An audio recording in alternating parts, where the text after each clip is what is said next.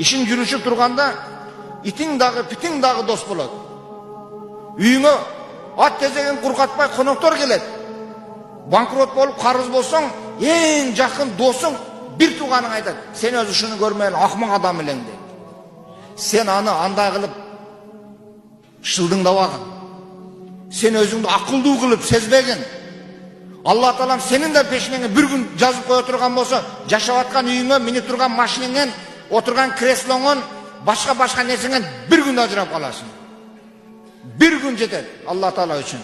Анан айтасың: "Асабына үйүм болбосо дагы, бир жер капан болсо, бир жука, бир эски төшөк болсо, ошо тынч уктасам, эшигиме эч ким келип тыкылдатпаса, деп бирөө кыйкырбаса, телефонума бирөө чалбаса, жаман бактылуу инсан болот элем" дейсиң.